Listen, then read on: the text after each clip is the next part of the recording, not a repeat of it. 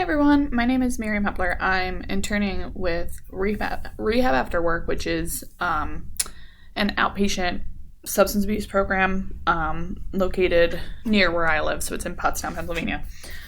So through that, I'll be working mostly with groups, so I'll be helping to co-facilitate and things of that sort, and hopefully later on getting my own small caseload. What I'm hoping to get out of field would be to expand my work specifically with substance abuse.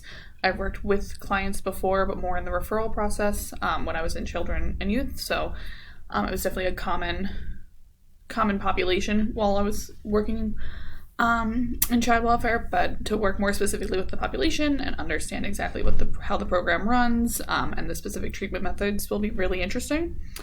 Out of seminar, I'm definitely interested in getting constructive feedback and being able to implement different methodologies and theories and things of that nature.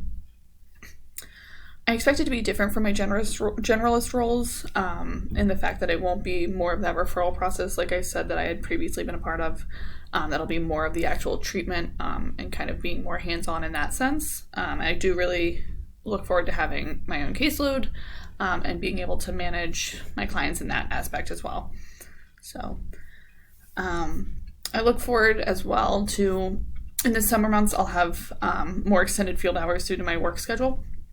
And in the summer months, I'm excited since the Rehab After Work also has an adolescent program. So during the majority of my field placement, I'm going to be working in the adult program, but in the summer, I'll be able to put some hours into the adolescent program to kind of work more along with that population.